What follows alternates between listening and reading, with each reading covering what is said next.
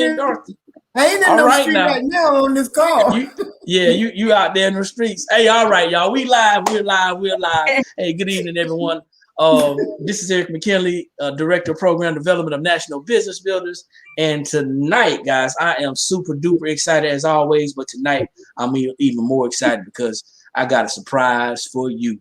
So we got Miss Cortina Trafford out of Huntsville, Alabama, Rocket City. We got Miss Bertha Winston out of the DMV area. I'm not going to tell you where she at, but she is actually celebrating her 52nd wedding anniversary. Wow. Congratulations, Miss Bertha. Congratulations. Thank you. God is good. All the time. And then we got the investing guru, Mr. June Collier out of Atlanta, Georgia. And I'm gonna tell you, we about to have some fun on here today, man. I'm gonna tell you know why? Because I created some stuff or repurposed some stuff, however you want to put it. I put some stuff out there, and we're gonna focus on this particular training. We got Miss Tanya Hanley on the call. Thanks for jumping on out of Kentucky. We're gonna coin these training in the next couple of four to six trainings as Investment 101 Part 1. This is part 1 right here. Okay. These are the basics. So as you jump on, do me a favor, drop your city in your state, like it, share it, and tag somebody, and I will do the same. It seems like it's been forever since I've been on the call, but it hasn't. It was just Friday. If you see my eyes a little watery, that's because the wind was really high in Columbia today, man. I was out there trying to get my yard together, last minute stuff, and the wind started blowing so badly that I had to go inside. It started affecting my sinuses, man. So if you see my eyes kind of hazy, that's what it is. It's nothing else. It is nothing else. All right. It's nothing else. So I'm gonna share this. Trying to get this old eye bug to working like I wanted to work. I'm still working with this thing, y'all. Don't judge me, man. Don't judge me. I kind of almost figured this thing out. I don't know. It's gonna make me go and get a phone for real. I don't know, man. But it's gonna make me get a phone for real. But hey, check it out. Once again, good evening. We got Miss Lorraine Bradley out of Baton Rouge, Louisiana. Good evening, billionaire. We got Miss Helen Kemp. Miss Helen Kemp is out of what's she doing in Washington? Oh, Maryland. I'm sorry, Fort Washington, Maryland. I'm gonna say, Miss Helen, I know you on the East Coast, and we got our cousin out of Baton Rouge, Miss Lisa Nixon. Thanks for jumping on. We appreciate it. I'm not gonna mess around. I'm gonna tag the people that's on the panel, and then that's it, man. I'm not doing anything else. This is too much for me right now, man. I'm telling y'all, it's a lot of stuff. I gotta figure this phone out, man. I gotta figure this phone out. But I got another surprise though, man. So I did, and I said I wasn't gonna say anything because I don't really like their products, but they're like, I guess, I gotta say they're the best. They are the best. But I had my daughter had this phone, y'all. My phone went out. My phone actually took a dive on me. It took a dive and it went to sleep. And I tried to do some CPR on it. I tried to bring it back to life, and it just wouldn't come back. It wouldn't come back. So my daughter had this iPhone 10 XR. Okay, iPhone 10 XR, and it's a 10, so it's like what, 2.5 phones behind or whatever, because iPhone puts something out every year, or a phone and a half, like every 6 to 8 months. I don't know, but anyway, put the phone, and I had to use the phone because I couldn't talk. I couldn't do anything. I couldn't do anything. And instead of me going to buy a phone, I income shifted, and I kept some of my money in my pocket. So the phone is paid for, and I feel good about that. Okay, that's one thing I do feel good about. So I just tagged y'all. So so I'm working with this thing, and the other surprise is I went ahead and I ordered me a Apple computer. Oh, so wow! I got a Mac Air coming in the mail. Anyway, I'm not that excited about it. But because my computer has been acting up as well. Look, that's enough about me, y'all. You know what? Change is a challenge. Oh yeah. Change is a challenge. But if you're gonna be on social media for real, if you're gonna be on social media for real, if this is gonna be how you make your money, then it's gonna be important that you have the right tools and the right equipment. And I got to tell you, when my son got his iPad and his iPhone, he started clowning me, and he really got some good quality pictures. And then I saw Coach Collier; he was shooting his pictures out there, just bragging and rubbing it in our face. And I couldn't even connect to the internet on my phone anymore. So it's just sitting back there in the bedroom. It's a paperweight right now, but anyway, good evening, ladies and gentlemen. Welcome to the Nice Call. Eric McKinley once again. We got Miss Cortina Trafford, Miss Bertha Winston, and Coach June Collier on the panel tonight. Tonight, y'all, we're gonna coin this, and I'll reshape it later on. But we're gonna coin this investment education part 1, investment education 101 part 1. Got Miss April Frazier out of Charleston just jumped on. So, how many of you out there believe that investing is risky? By a show of hands, how many of you believe that investing is risky or can be risky? It can be. Okay. Yeah. How many of you believe that investing is dangerous? It can be. It can be. Yeah. Okay. Yeah. How many of you out there, and if y'all out here listening, type it in, feel free, type it in the comments. But how many of you out there know that even if you are not in the stock market, if you're not in the stock market, that if you have a checking account or a savings account, that you are investing into the very thing that you think is risky, into the very thing that you think is dangerous? Yeah. Okay, I'm not gonna prolong it anymore. I'm gonna go ahead and pop this thing on. So let me go ahead and share my screen. Don't judge me. I was working on this part of the day today. Okay, part of the day today I was working on this, and I'm just gonna go from the beginning. So much so that I even forgot to put my introduction slide on. That's how excited I was. So, but you know what? This is real time, right? This is real time. Let me turn this down. I want to make sure I can see myself. This is real time. So hold on for a second. Give me 1 second. I'm gonna have to mute you. I think that's Miss Burke. Can you mute yourself for me, please? Oh, okay. Go back in here. Now you're okay. Let me go back in here. All right. So we got Mr. Deloach out of Aiken, man. You right down the street. Let me go back in here and share that again. All right, from the beginning. There we go. So like I said, I was so excited, man, when I was putting this stuff together. I was like, man, I'm getting better at this. And it's good. It's great when you see yourself getting better at something. But my coach said, you know what? If we're going to do this thing and share this information with folks, we got to do this thing for real. So the first thing you got to understand that is if you got a coach or a mentor and you really believe that that's your coach or your mentor, you need to listen. Just don't argue. Don't go back and forth. Just listen. All right. Just like you need to listen to this presentation right now when I'm telling you that you're already invested. So let's talk about banks and other financial institutions. A financial institution is basically an institution that's responsible for the supply of money to the market through the transfer of funds from investors to companies in the form of loans, deposits, and investments. Now, if y'all don't know this, right, you can Google it, because that's what I did. I did my research and I Googled it. Bottom line is a financial institution is not necessarily a bank. A bank is a type of financial institution, but you have investment banks as well. Okay. Now check this out. A bank is a financial institution that is licensed to receive deposits and to make loans. Okay. We got people popping on. I got Miss Valerie Norfolk out of St. Louis. We got Ramona Carter. I don't know where you're from, but thanks for jumping on. Okay. So now here's the thing. My question to you is this. Why do people trust banks with their money? Anybody, y'all hop in. Panel, why do you think people trust banks with their money?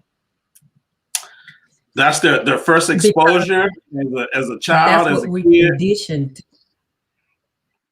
Okay, we got two people talking. We can't talk at twice. Go ahead, Mr. Collier. No, ladies first. Ladies first. Okay, go ahead, ladies first.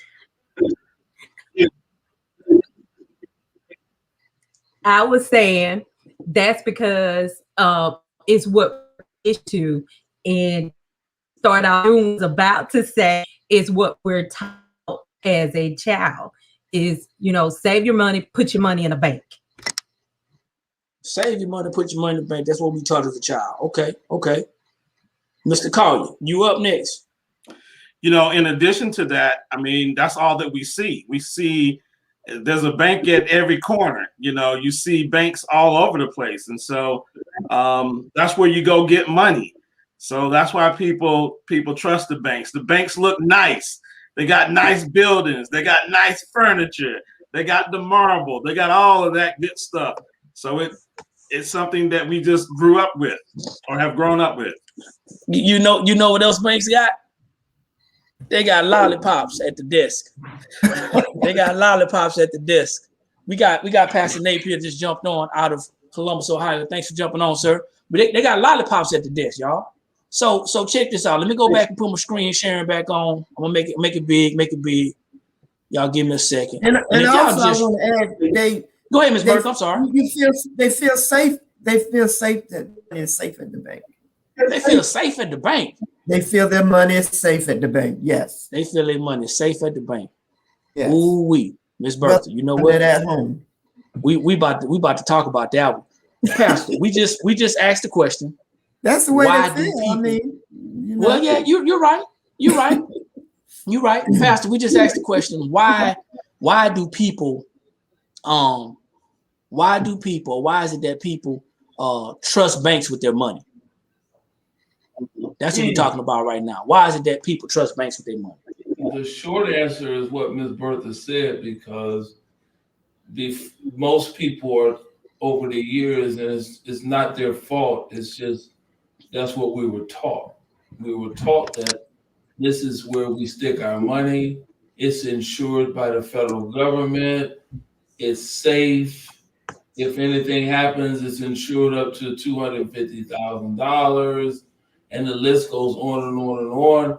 And I was one of those people as well until I got educated on the fact that, yes, there's another way. I didn't understand anything about leverage, my money being leveraged, because just like I learned from John Maxwell, you only can learn to the level of the lid.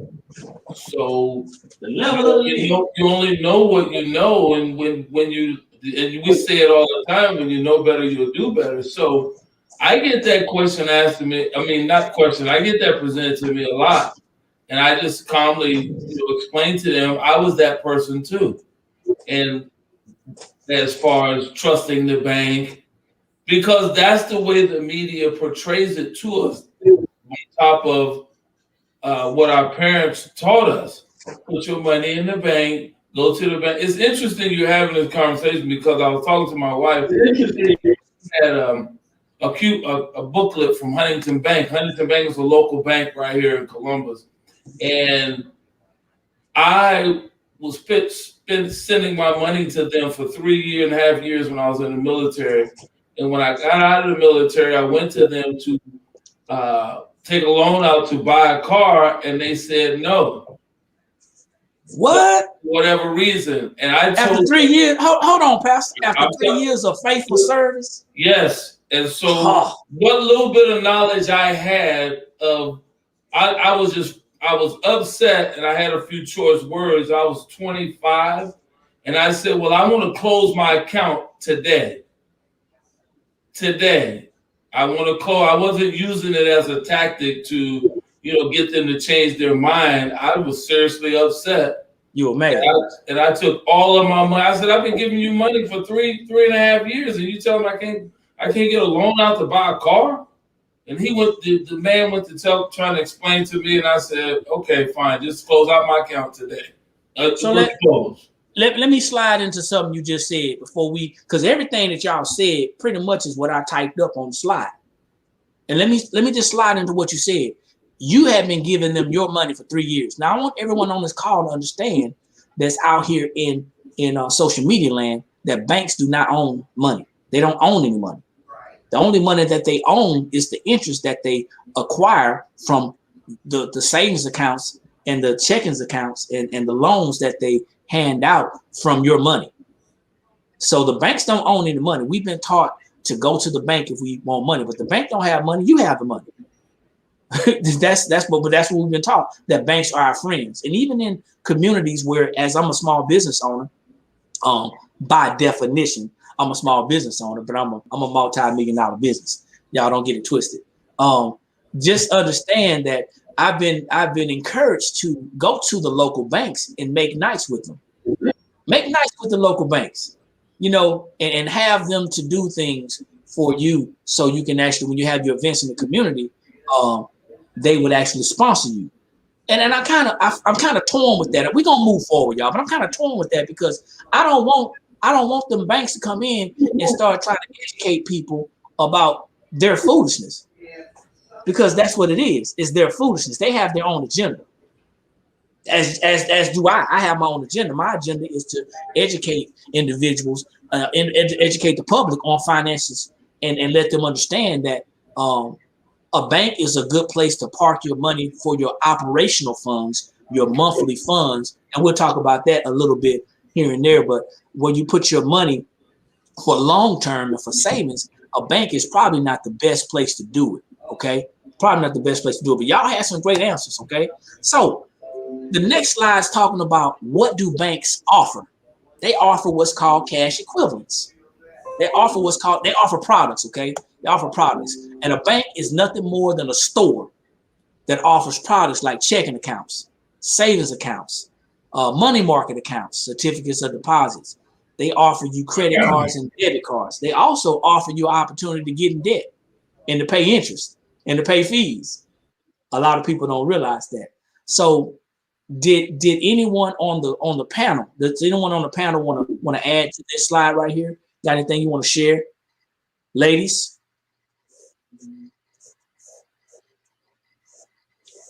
No, you summed it up right there.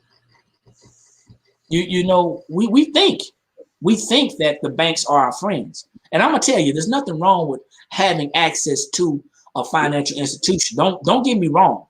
I'm not an idiot, okay? I'm not crazy. I don't want to go out there and use my money. I want to use OPM. Y'all know what OPM is, right? Other people's money. Yes, ma'am. That's what we want to do in order to build wealth, right? But what we end up sometimes doing is we end up putting our trust in certain things. And if you're just jumping on, we're coining this class in the next 4 to 6 trainings. It's going to be Investment Education 101 Part 1. So this is Part 1, okay? This is Part 1. We got Miss Lillis Lumpkins just jumped on. Thanks for jumping on out of St. Louis. So let's go ahead and keep it moving. Let's look at what a cash equivalent is. Hey, now, Eric, yes, sir. Before you move on, I wanted to say something on that last slide there. Banks actually sell money. They sell money. They sell money. And so that's a hard concept. It was hard for me early on to think about that.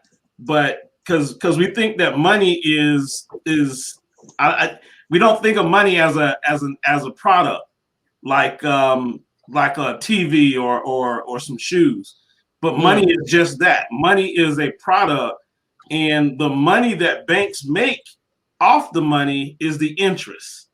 So you sell something that returns you back itself, its own kind. So I know that's a little deep, but that's, if you got to look at it that way, they sell money. I think about the classes that you train on, your trading class, your options classes. And the bank basically purchases option on the money.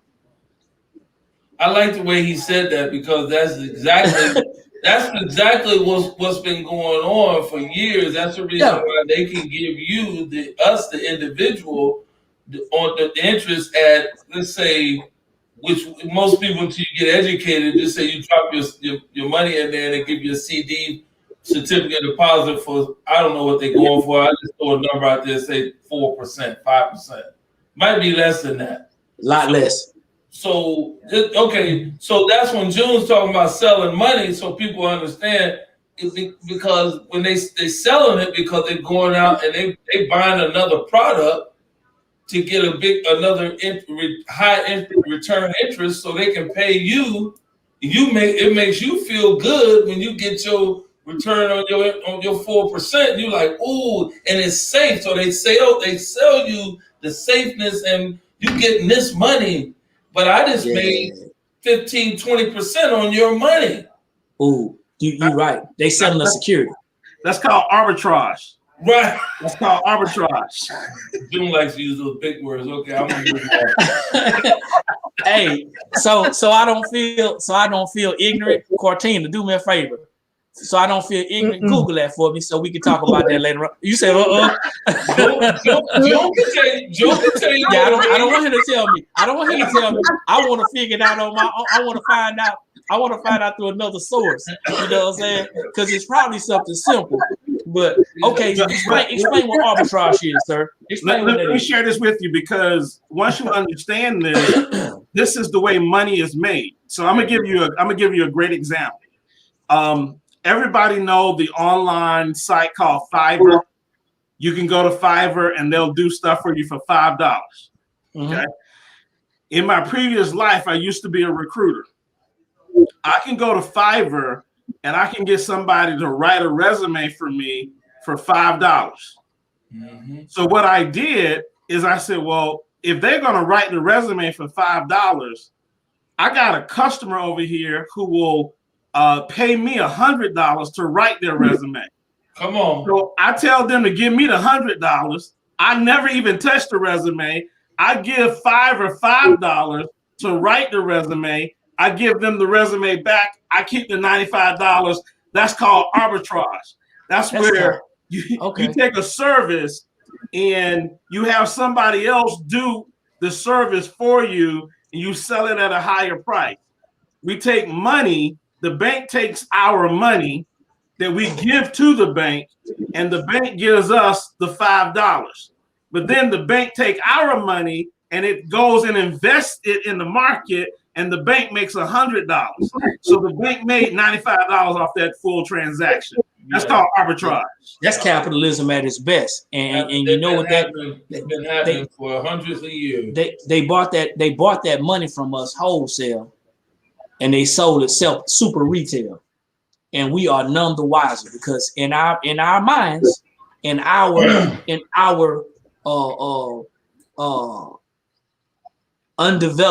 financially undeveloped minds, and I'm not here to make anybody feel less than, because that was me. What happens is now we feel a sense of security, and since we feel that sense of security, we go on about our way, never questioning, like Pastor said, never questioning the 15 to 20% that they got, never questioning that. So check this out. We're gonna move on. Cash equivalents. Now, once again, you can Google this. Trust but verify. Here it is. Cash equivalents, by definition, that's the total value of a cash on hand or a cash asset, something similar to cash that can be quickly cashed in. And I don't want to keep using the word cash, because I was taught as a kid, when you're doing the definition, you don't want to use the same word in the definition. So let me break this down so it can forever be broken. Anything that I can turn into paper money right now, that's considered a cash equivalent. Banks aren't the only ones that have cash equivalents. We're going to talk about another group of individuals who have cash equivalents as well. But right now we're talking about banks. And when we're talking about those cash equivalents, we're talking about those checking accounts. You put cash in the checking account, right? Talking about the savings accounts. You put cash in the savings account. You can flip that and pull it out at any time, which is another reason why the interest rates that they give you are so low, because they know your money's on loan for a short amount of time. They know that when they issue you that debit card, that it's a possibility, even though you deposited your huge payroll check in there, they know that it's a possibility within the next, 24 to 70, 72 or 96 hours, that money won't be there. So they got to move fast. Yeah. They got to move fast. Yeah. They got the arbitrage fast. Arbitrage, I'm sorry. They got to do it fast. Yeah. Also money market accounts, and like I said, CDs. So even though a CD is locked in for a certain amount of time, we're gonna talk about that, it's still a cash equivalent. So anybody about cash equivalents, y'all understand what I'm talking about? Hope so out there in social media land. A cash equivalent is a part of your wealth. You know, you may have some cash in your safe. I know they got some big money people on the call right now. They probably got a wall safe or a floor safe, and they probably got about, you know, $10,000 to $25,000 in their own hand. You know, I'm gonna clown for a little bit. I'm a clown just for a little bit. Well, no, I'm not. I'm not gonna do that. I don't want to lose anybody. So just that's cash equivalent, okay? That's cash equivalent, because I know there's people out there who brag about having cash on hand, and there's nothing wrong with having cash ready to go cash. You know what I'm saying? But you got to be smart. You got to be wise about the decisions that you make. Okay. Anybody want to comment on cash equivalents? If not, we're going to definitions. That's good. Let's keep it moving then. Keep it moving. It's talking about, like I said, checking accounts, savings accounts, money market accounts, certificates of deposits. Now, it used to be EE savings bonds, but you can't buy those paper. Y'all remember them paper bonds? Yeah. That grandma used to buy you when you was a kid? Yeah. Grandma used to buy them bonds. I used to buy them. Grandma. Your grandma. I used to buy them, yeah. And then by the time the kids lost the bonds, the mama or the dad got the bond, put it up. They forgot where it was. By the time they figured out what the bond was, they can't cash it in no more. See, it's obsolete. Yeah. You can do the electronic bonds though, but you got to go through the Treasury Department to do those. Okay. So let's look at savings and checking accounts. Savings and checking accounts. Now, I'm not here to insult anybody's intelligence. I'm sure everybody out there knows what a savings account is. But for those who want to know the definition, basically a savings account is a type of a bank account found at banks and credit unions. Now, they are federally insured. Remember, $250,000 FDIC. That's the insurance. They typically pay interest, not a lot. It ain't going to be a lot of interest. It's going to be very, very low because you have direct access to that money. There's a likelihood that they're not going to have it long enough to make a good investment on it to loan it out to somebody. Okay. Then you got your checking accounts. Checking accounts. It's another bank account type. It allows you to easily deposit and to easily withdraw money. This is one of the reasons why people put their money in the bank. You can have someone who wins the lottery today, and if they have no financial education, the first thing they're going to do is they're going to go pay off all their bills, most likely. Pay off all their debt. Okay, that's probably one of the first things they're going to do. Next thing they're going to do, they're going to march on down to the bank without even getting them a lawyer, without getting some type of financial education or advice, and they're going to put that money in the bank. And the bank's eyes are going to get really big. Yeah. And they're going to get excited because they know they just hit the jackpot too. Mm-hmm.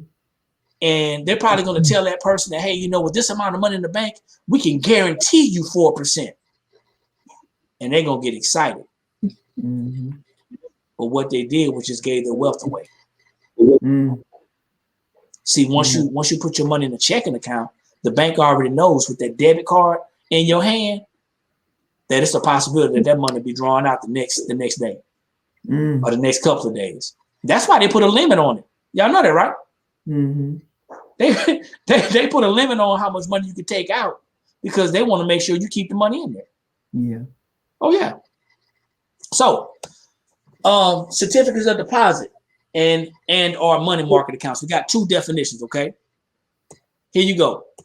A certificate of deposit is a savings certificate with a fixed maturity date. That means that it has a date on it that certificate matures. Once that certificate matures, then you can get your money. So basically, you're buying a product. You're going to buy a piece of paper. You're going to buy a piece of paper. They're going to say, they're going to slap the interest rate on it. They're going to say, hey, when you buy this paper, we're going to guarantee that if we keep this in our possession for 18 months, for 2 years, for 5 years, we're going to guarantee you an interest rate of X, Y, and Z. Okay. That's what it says. Mm-hmm. And when you hear that, the more money you put in, the higher your interest rate is going to be. People hear that and they go nuts. They get excited. Once I learned about what a CD was and that my money was locked in, I didn't like it. I didn't like it. Anybody want to touch that, ladies? A CD? That's I agree. I would say the CD was, well, it was my first investment. What I considered an investment, a big step towards saving money outside of my savings account. And you know, I thought I was doing it real big when I went and got me a CD. Yeah. And you probably were. No, but no, you probably were. That was, yeah. No, I'm saying, but you probably were because it probably took a lot of a large deposit to put it in there, right? Mm-hmm. Yeah, I know you got some money. I mean, you know, listen, everybody on this call got some cash stashed away somewhere. So y'all listen. So don't be on the call on the panel. You know, nobody's gonna come to your house or anything. But we're financially educated and we are cash flowing and we're just educating other people on how to do the same. So we know what a CD. I think the minimum CD is usually like $1,000. Hey, Eric. Yes, sir. You know, that was the advice that my grandfather gave me. Put your money in a CD. And I remember back in 1989, I was in the military and we got paid in advance because I was on submarines. And so I would take my advance money and I put it in a 3 or 4 month CD because that's how long I was going to be gone. 9 days, yeah. And we thought that we were doing something. Now, I will say this. CDs back then did pay a higher interest rate. I think I can remember 5 or 6% that a CD was offering back then. It ain't nowhere even close to that today, but back then CDs did give you a higher interest rate. Mm-hmm. I remember the 6% CDs. I remember them. And I did not have the money to put in the CD. I remember that well too. But you're right. You know, you're talking about 90 days. Once again, I want y'all to hear what he said. We're talking about cash equivalents.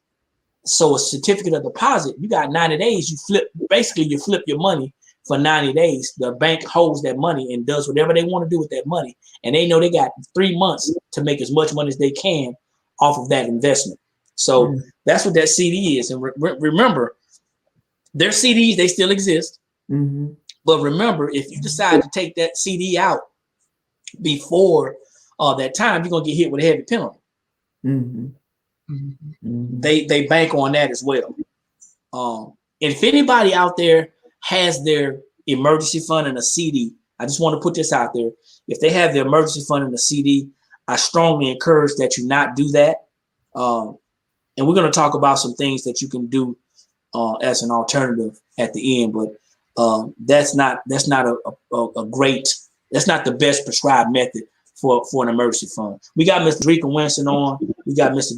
Jeffrey Finch on as well. Mr. Dreka Winston out of Clarksburg, Maryland. What's going on? And Mr. Jeffrey Finch, I know he's right in my backyard here in Columbia. So thanks for jumping on. Then you got your money market account. Money market account, okay? It's an interest-bearing account that typically pays higher. See how they put those adjectives in there? Typically pays higher, a higher interest rate than a regular savings account. And that's typically true. Except for now in this economy, that ain't true anymore. All right. But typically it pays a little higher and it provides the account holder with the limited check, which limited check writing ability. So they still give you a checkbook. Give you a checkbook, and someone give you a debit card. Okay. The money market account offers the account holder benefits of both checking and savings. Now, before the pandemic, before the interest rates like plummeted, I would have been, that's why I had my emergency fund in a money market account. Then that sucker went from 2.25 to, and we're gonna talk about that. So remember, it was at 2.25. That's the highest that I found it. I want to talk about this. The best interest rates, right? It was at 2.25. It's no longer at 2.25. You're not going to find a CD at 2.25. You're not going to find one at 4%. And the reason why you're not going to find one at 4% is because the feds have dropped the rates to keep the economy going. Anybody disagree with what I just said? It's cool. I don't want y'all to nod up and down just because you're on the call. The Feds dropped the rates so the government can continue to operate. They want people to put money into the economy. So the best interest rates. So I did a little research, y'all. Y'all be proud of me. I did a little research. And if y'all don't know, that's a hyperlink. Man, I love technology, man. You know what? I've been working, y'all. I've really been working. Can y'all see my screen? Yeah. Yeah. It says savings and money market accounts. It gives you the top 10. This is on money rates. Money rates, and it says we find the best bank rates. So you could have went on bankrate.com as well. That might be your flavor. But I want you to see this, okay? These are all banks. So when I went through this today, it gave me the first 6 of regular savings accounts. And if you look right here on the left-hand side, you'll see the name of the bank.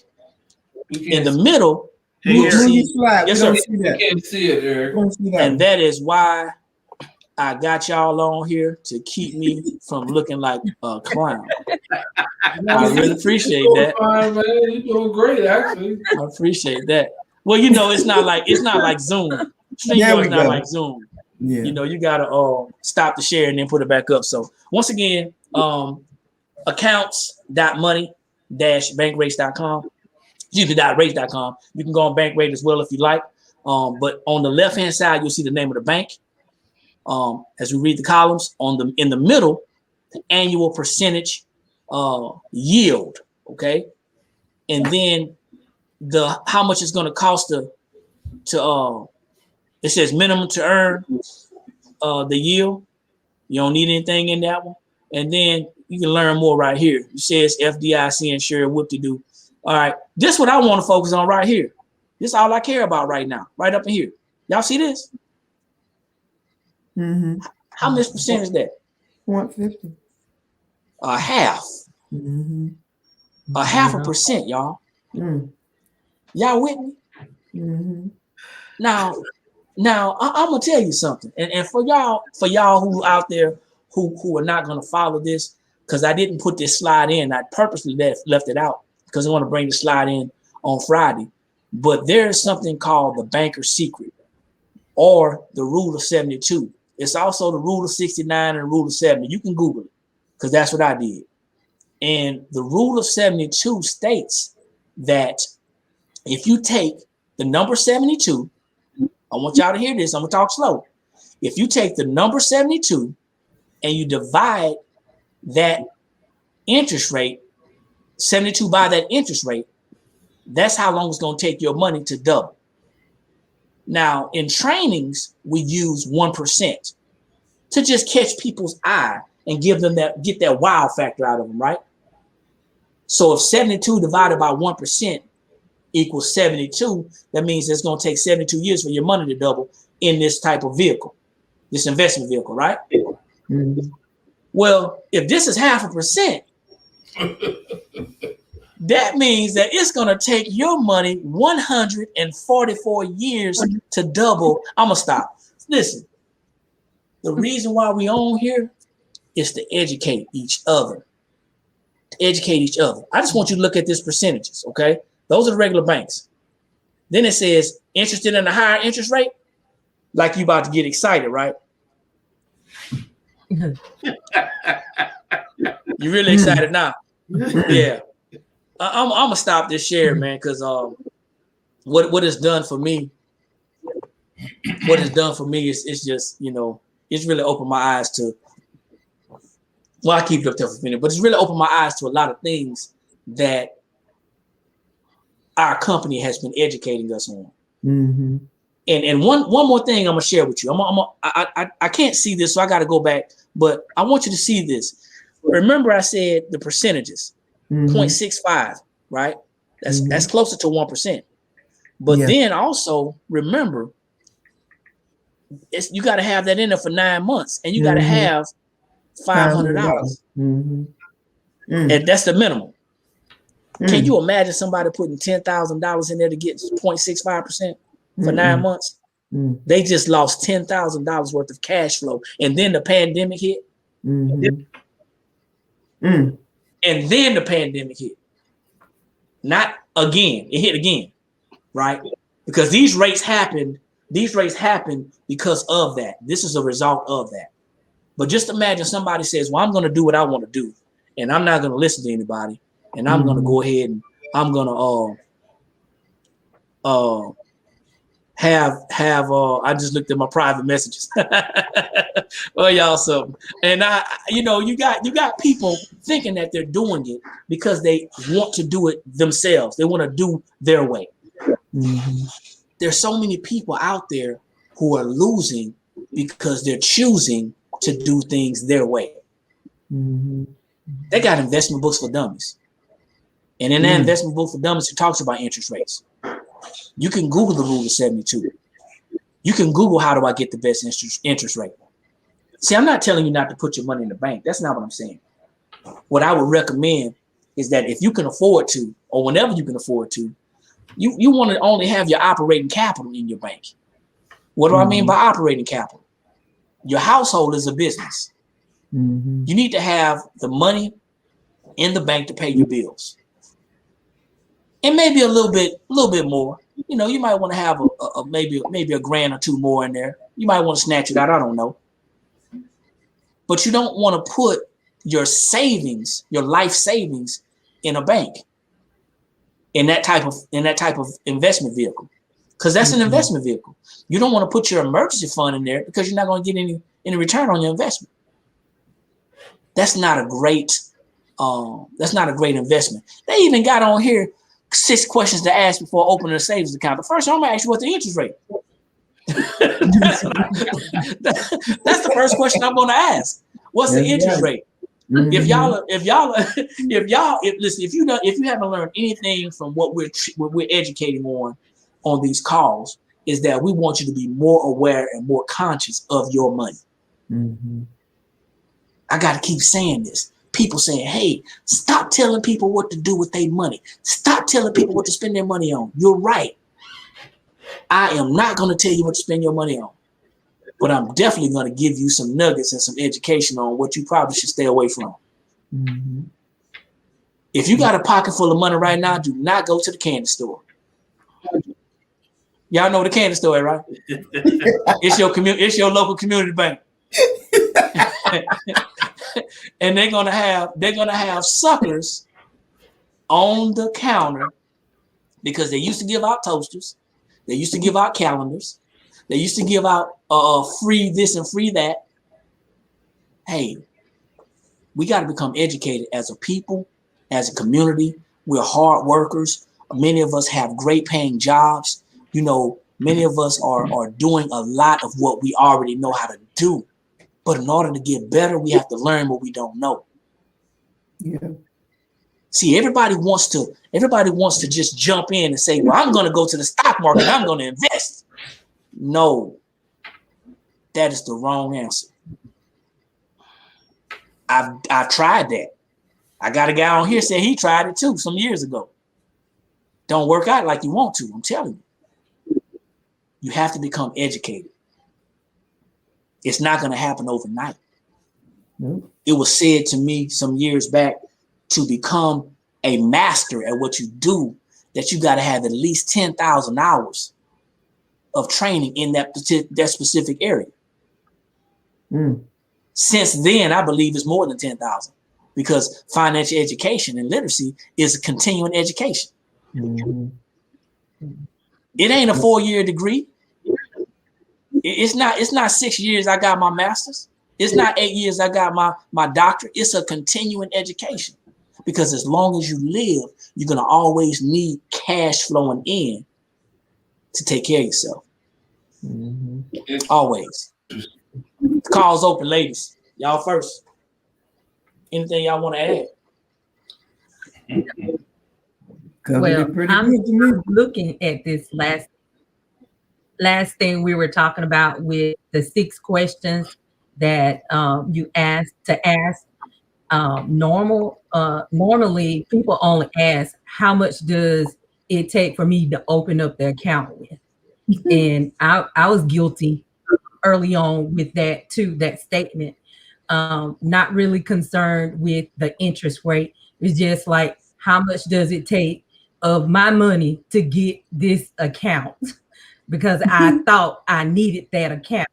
What was the minimum I needed to open up an account? Mhm. That's the first question to ask. You see the first one up there, right? Interest. Yeah. That's the first question they got up there, interest. And I get it. You know, I really get it. It's our conditioning. It's our conditioning. Somebody told us that the bank was safe. But I'm trying to figure out why they still got an armed guard on it if it's so safe. if it's so safe, why they got to lock the doors? Why they putting all the money in the back and got a combination on it if it's safe? No, we got to learn how to put our money where the bank is putting their money. I don't want to get outside of that too much, but I want to, because this is a 101. This is 101 part 1, okay? But here's some of the questions that we're talking about. Let me get back to that page. Some of the questions we're talking about, go back in here. Interest rates, right? Interest rates. Wow. They said, let's check out the interest rates. Then they want to know about the safety, right? Then they want to compare savings account offers. You know, there's a cost for safety. Yes, sir. There's a cost. Talk to me about that. If you've got money that has very little to zero risk associated with it, then you're not going to get anything in return. So, you know, you asked earlier before we went into the slides, you asked, was investing risky? Yes, it's risky, but you want it to be slightly risky because that's where you're going to get the best returns. So we can't avoid risk. What we can do, however, is we can make sure that the investment has the best chance of gaining value and not losing value. But as far as risky, everything is risky. I can walk across the street. That's risky. It's risky for me to walk across the street. So what we've got to do is we've got to understand what's our level of risk. What are we comfortable with? And, you know, I'm not going to go into the stock class, but the older you get, the less risk you want to take. And there's a reason behind that. But when we're looking here at banks and just where we're putting our money, you want to have some degree of risk, because that safety, when they say it's safe, it is really not safe. Because if you're getting 0.5% and the inflation is at 2 to 3%, when you put in your money in the bank, you are guaranteed to lose your money. That's why when they say it's safe, it's really not safe. You're guaranteed to lose your money, because we already know that inflation is going to be 2 to 3%. That means that your dollar has to at least make 2 to 3% for the value of the dollar to stay the same. We know that we can't buy a loaf of bread today for the same price that we bought a loaf of bread 20 years ago. That's inflation. And if you put your money, you put $1 in the ground 20 years ago, it's not going to have the same buying power today as it did 20 years ago. So people get confused with that safety because they can't see inflation. You got what I'm saying? They can't really see inflation, and so they think it's safe, but it's not. And you're right. It's just the opposite of safe. It's a bigger risk putting your money in the bank and letting it sit to get less than the rate of inflation, less than the interest of rate of inflation, than it is to put your money somewhere that's going to get you 4, 5, or even 6% at a steady growth. And you're probably asking, where can I get that from? Where can I get that growth? Well, I even made a slide about that. Y'all want to see it? Here it goes. Where can I get that growth? because everybody wants to know about where they can put their money, right? Is there a better option? Of course there is. What should I do? Well, I strongly encourage that you tune in on Friday to find out the better option. No, you didn't. Yes, I did. Because for several reasons. First of all, the call is already broadcast to Facebook Live, so you can easily go into our group and look at this call if you missed it. Feel free to like and share the page. Feel free to like and share the content. And if anybody that has tagged you in this information, get back with them so they can help to get you on the right track and the right road to your financial education and freedom. But here's the thing. Everybody wants to know the shortcut. There's no shortcut in building wealth. There is none. And if you get it fast, it won't last. Because I'm going to share something with you. King Solomon, the son of David, was known to be the wisest man that ever lived. Why was he known to be the wisest man that ever lived? Because God came to him in a dream. God came to him in a dream. But he didn't know he was dreaming. They had a conversation. And I'm gonna sum this thing up for you, y'all, because I like to read, I like to study as well. But I want you to understand something. God said to him, because David had passed on, his father had passed on, and God set Solomon in the seat as a king. Solomon was just a kid. And God said, hey, ask of me anything that you want. Your heart's desire. Y'all ever read the Bible? Say, ask you shall receive, knock you over, seek you shall find. God will give you the desires of your heart as long as it lines up with his promises. I ain't gonna give you no foolishness. You better be careful, right? What you ask for. You're gonna get that 10, 15, 20 fold, maybe 100. But anyway, so Solomon says, hey, I wanna have the wisdom. I want to have discernment so I can lead your people. I'm just a kid. How can I be entrusted with this huge responsibility? And I don't know what to do. So because God said, because you didn't ask for long life, because you didn't ask for your enemies to die, because you didn't ask for power or honor or money, he said, I'm gonna give you this wisdom so you can lead these people. But on top of that, I'm gonna give you some icing on the cake. I'm gonna give you some power. You're gonna have more wealth than any king has ever had and anyone that's gonna ever have after you. You're gonna have this wisdom, you're gonna have this power to honor. And I say all that to say this. We can't build wealth by ourselves. We can't get it on what we already know. We have to continue to build. Like I said, it's continuing education. And oftentimes we feel like because we have a good paying income, a good paying job, good paying employment, that we are there. But all the trainings and all the classes that we have done up to this one, we talked about taxes last week. If you're not really ready to talk about lowering your taxes, you really ain't ready to start building no wealth. I mean, you can do it how you want to do it. And it is more than one way to skin a cat. It's going to take you a lot longer, and you won't see it. You won't see it. We're here to educate, share what we know. At the end of the day, we can tell you where you can put your money, but we want you to hang around for a little while. There's some other places that you can get that for 5, 6% with low risk, minimum to low, moderate risk. But that comes with education. So I hope everybody's getting some value out of this. I hope it makes some sense to somebody that's listening, even if it's just a panel. Hope you enjoyed the content that we're sharing. I hope you got something out of it. At this point in time, we got about 5 minutes and 30 seconds, and we're going to start toning this thing down. So we're going to do our round robin. We're going to do our round robin and open the doors up for our panel. And she's smiling because she knows she first. So Miss Cortina, you got the floor. You got anything you want to add to your viewers? Anybody who sees this on your timeline?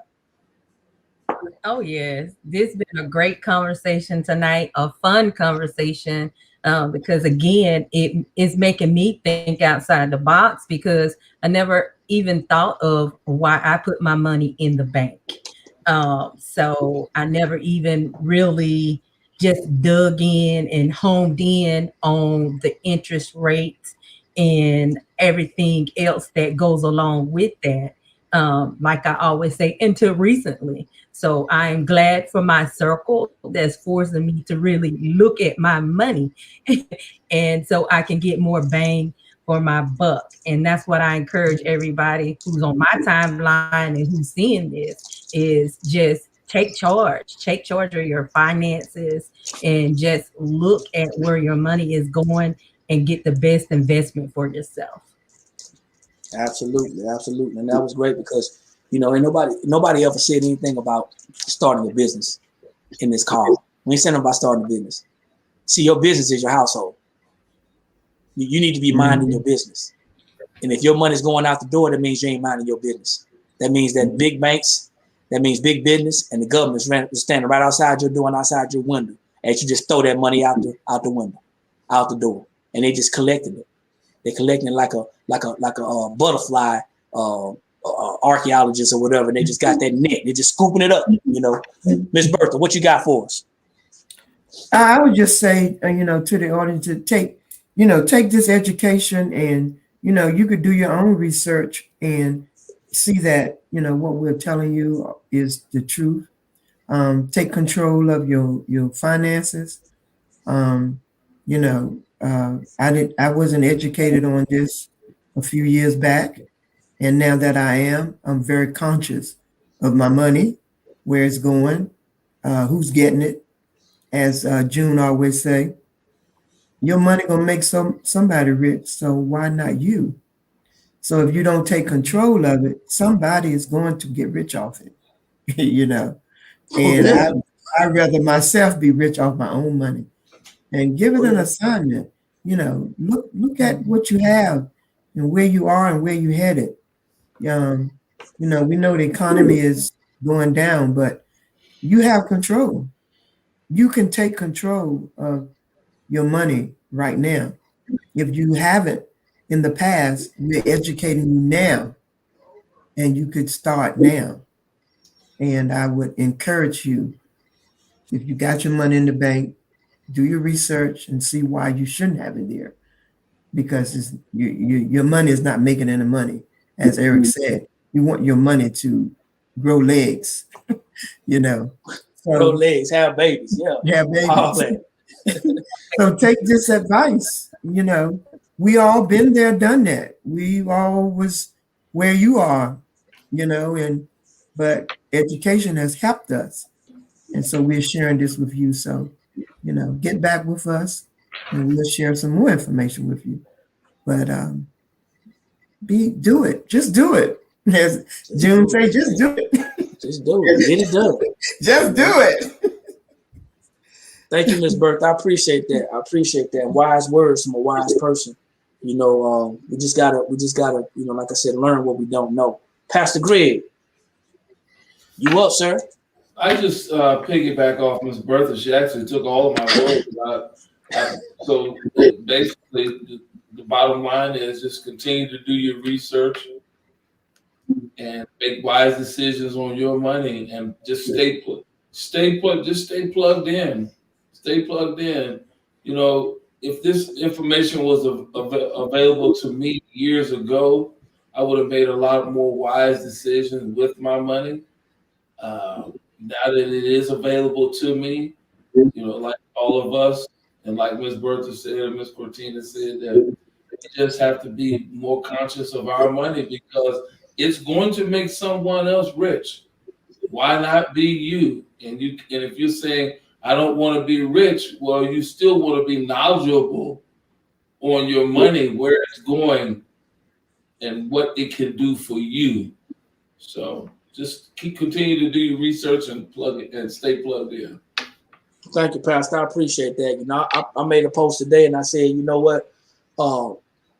Having money can change your life. Keeping money can change your generation.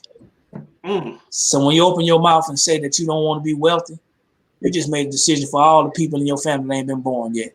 Hey, Coach, you got the floor, sir. Man, I got 3 things that I want to give people. The first, question everything you've been taught, including what you heard here tonight. And see, if you question it, that means that you will find the answers to everything that you're looking for.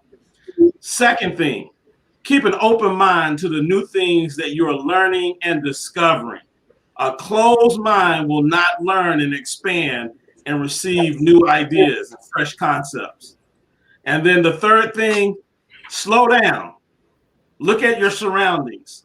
Observe what's going on around you, and you will begin to see the secrets and the strategies to creating wealth. That's all I got, Mr. Eric. Hey, you know, everybody, y'all, you know, whether y'all all on here all at once, whether we got, you know, people who can't make it or you're on here, you know, we got two panelists that usually come on that couldn't come on, but they're watching. They're watching. And I appreciate everyone who is making this what we're doing a reality, because the vision, I think we're walking the same walk. And our desire is that we walk this walk and we educate as many people as we can. We open as many eyes as we can to give people the opportunity to make better informed decisions. Like you said, question everything that we was taught, and question what we're doing tonight. Because if you don't question it, we're part of the problem. Who don't want to be better? You know, that's why we practice. I'm practicing right now. You know, we want to be better. So, you know, once again, and I'm gonna leave you with the same thing I wrote today on my wall. You know, I don't have a lot of people following me, and that's not my intent, because I let a lot of people go. I got 197 friends on my Facebook page, and I feel so relieved and so much, you know, because I know the people who are on my timeline now are getting closer to what we're doing.